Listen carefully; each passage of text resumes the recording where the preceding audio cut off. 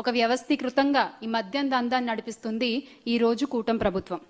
అర్ధరాత్రి అపరాత్రి అనే తేడా లేకుండా మద్యం విచ్చలవిడిగా అమ్ముతుండడంతో, విరివిగా దొరుకుతుండడంతో, అందుబాటులో ఉండడంతో ఎక్కడికక్కడ ప్రజలు దాన్ని కొనుగోలు చేస్తున్నారు, తాగుతున్నారు, రోడ్ల మీదకి వచ్చేసి వాళ్ళకి ఇష్టం వచ్చినట్టుగా ప్రవర్తిస్తున్నారు. అంటే అన్నట్టుకి మొన్న కర్నూలు బస్సు విషాదం తీసుకున్నట్లయితే గనక ఆ బైకర్ అర్ధరాత్రి మద్యాన్ని కొనుగోలు చేసి ఆ మద్యం మత్తులో బైక్ నడిపి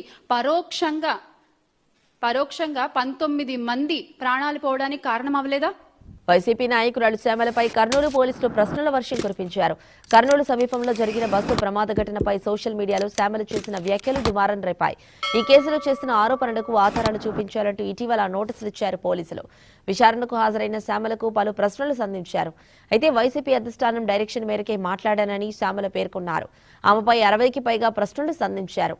శివశంకర్ అనే యువకుడు కల్తీ బెల్ట్ షాప్ లో కొన్న మద్యం తాగి బైక్ నడపడం వల్లే బస్సు ప్రమాదం జరిగిందని శ్యామల మాట్లాడారు. వైసీపీ అధిష్టానం ఇచ్చిన సమాచారం మేరకే మాట్లాడానని పోలీసులకు ఆమె వెల్లడించారు.